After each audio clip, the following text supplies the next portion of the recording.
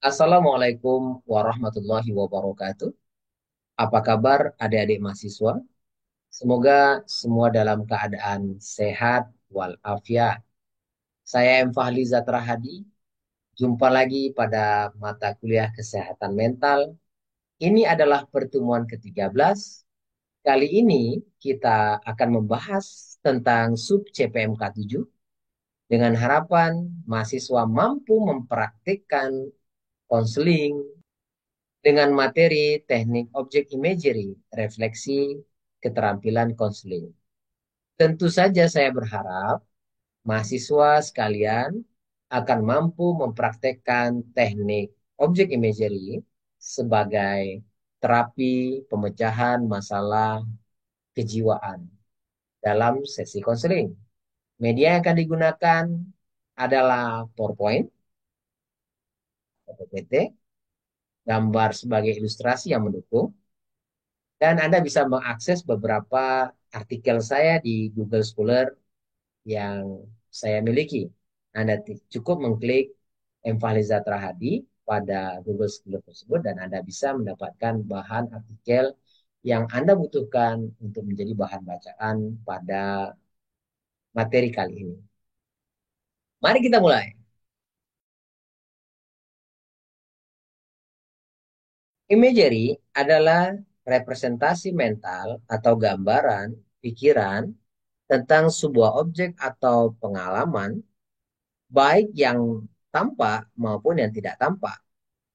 Objek ini mungkin tidak selalu nyata di hadapan kita, tetapi telah tertanam dalam memori, bahkan mungkin terhubung dengan emosi atau pengalaman masa lalu. Imagery bukan hanya soal membayangkan sesuatu secara visual, tetapi juga menghidupkan kembali sensasi yang pernah dirasakan seperti suara, bau, atau sentuhan yang terkait dengan objek tertentu.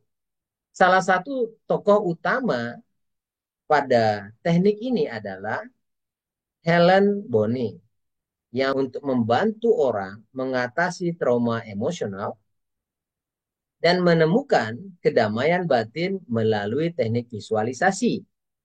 Teknik ini sangat berguna dalam terapi dan konseling untuk membantu klien mengelola emosi dan memahami lebih dalam kondisi dirinya. Kita lanjut. Mekanisme perilaku manusia. Perilaku dan reaksi kita sehari-hari sebenarnya lebih banyak dipengaruhi oleh bawah sadar. Alam sadar yang sering kita andalkan untuk berpikir dan bertindak hanya mempengaruhi 12% dari total imajinasi manusia. Namun, alam bawah sadar memiliki pengaruh besar mencapai 88%. Memori, pengalaman, emosi terdalam tersimpan di sana. Bawah sadar memiliki kendali yang besar atas persepsi terhadap diri sendiri. Kita perlu waspada dengan setiap apa yang kita pikirkan, yang kita tanam, setiap self-talk atau dialog dengan diri sendiri, diri kita dengan diri kita sendiri, jika terlalu sering diucapkan atau dipikirkan, akan tertanam sebagai nilai permanen di alam bawah sadar kita. Pikiran, kata-kata, ini bisa merubah menjadi kepercayaan dan mempengaruhi aspek kehidupan kita. Jadi berhati-hatilah terhadap apa yang kita katakan. Kalau kita katakan bahwa kita tidak bisa, kita sulit, kita tidak mampu, maka itu akan menjadi sesuatu yang menjadi nyata. Hati-hatilah.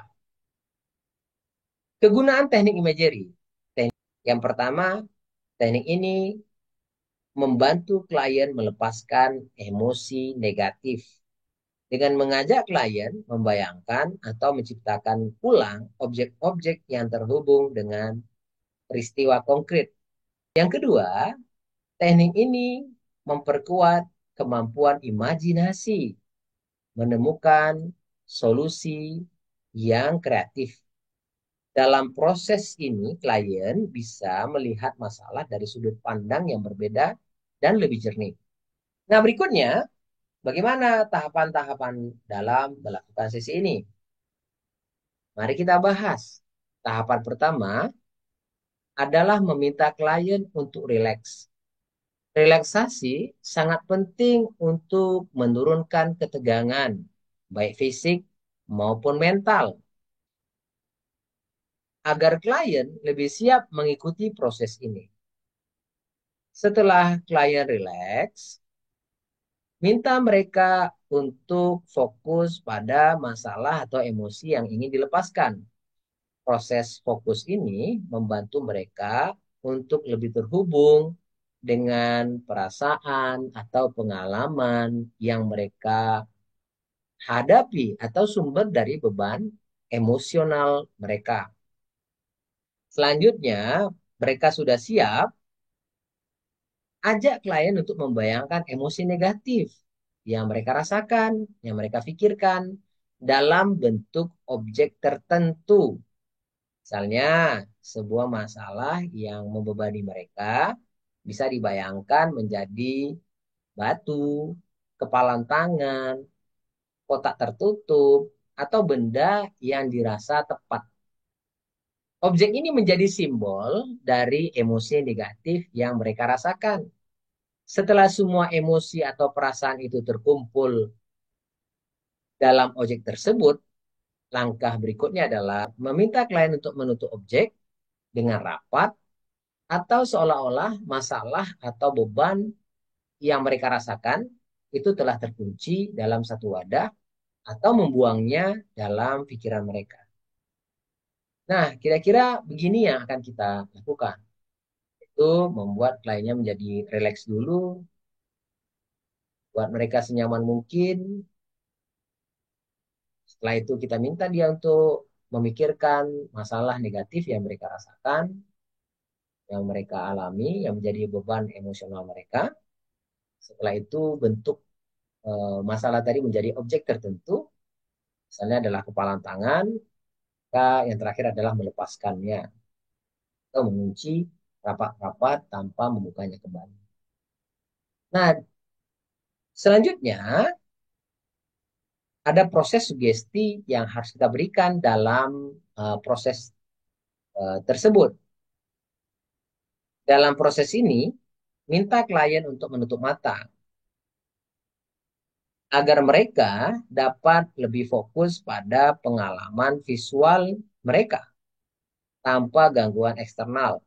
Berikan instruksi dengan suara yang tenang dan lembut dengan mengatakan, seperti ini sugestinya, wahai diri, saya meminta Anda untuk mengarahkan semua beban yang saya rasakan pada. Jadi sugesti ini diucapkan oleh terapis atau konselor atau praktisi kepada diri klien. Klien tidak perlu mengikutinya secara langsung, di hati klien saja. Jadi katakan, wahai diri, saya meminta untuk mengarahkan semua beban yang saya rasakan pada disebutkan objeknya sesuai dengan yang difikirkan oleh klien. Misalnya dia memikirkan adalah kepalan tangan atau yang lain. Semua beban itu, sekali lagi, sugestinya, semua beban itu tersalurkan pada objek tersebut.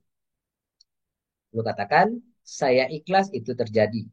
Dan semua beban itu sekarang tersalur ke sana. Lakukan sugesti ini sebanyak 3 kali. Bisa lebih. Lalu beri waktu pada klien untuk meresapi dan merasakan proses pelepasan ini. Kemudian minta klien untuk mengambil nafas yang dalam sebanyak 3 kali atau lebih setelah setiap sugesti itu selesai, agar mereka bisa lebih merasa terbebas setiap kali sugesti itu berakhir. Setelah itu mintalah klien untuk melepaskan objek tersebut, baik dengan membayangkan mereka membuang jauh-jauh atau membuka kepalan tangan yang mungkin mereka pegang atau genggam. Tambahkan sugesti ini, perlu dicatat, tambahkan sugesti ini. Semua beban itu pergi dengan sendirinya.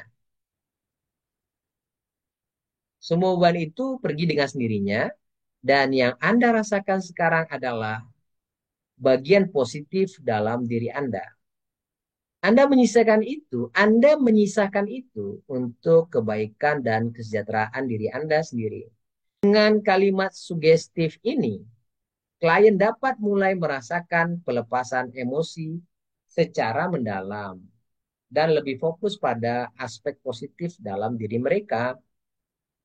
Yang berikutnya yang paling penting adalah indikator keberhasilan sesi ini. Apa indikator keberhasilan teknik ini bisa dikatakan, bisa kita lihat beberapa tanda penting pada diri klien. Yang pertama, klien terlihat fokus dan merasa nyaman selama proses berlangsung. Yang kedua, gerakan tubuh mereka menjadi minimal, tidak gerak-gerak, tidak kerasa gerusuk, yang menunjukkan bahwa mereka berada dalam kondisi relaksasi yang dalam dan penuh konsentrasi. Ketiga, klien mampu memusatkan imajinasi dengan objek tertentu yang membantu mereka menyalurkan emosi. Terakhir, kita juga bisa lihat fitur wajah klien yang mengendur, yang merupakan tanda fisik tidak lagi tegang atau beban mereka yang rasakan mulai berkurang.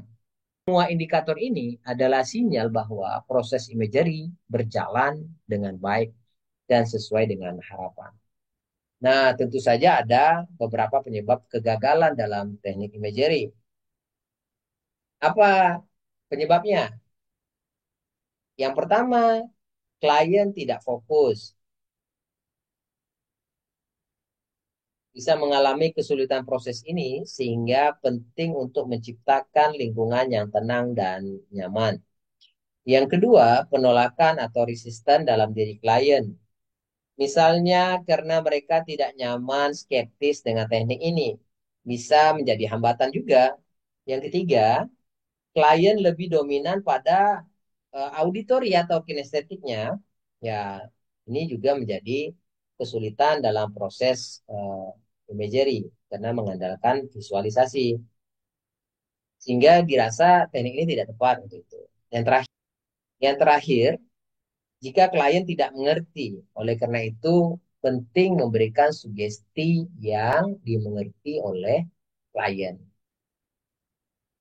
Nah, dengan memahami teknik objek imagery ini, kita memiliki alat, kita punya alat yang bermanfaat untuk membantu klien dalam mengelola emosi negatif, mengatasi rasa takut, melepaskan beban yang menghantui pikiran mereka.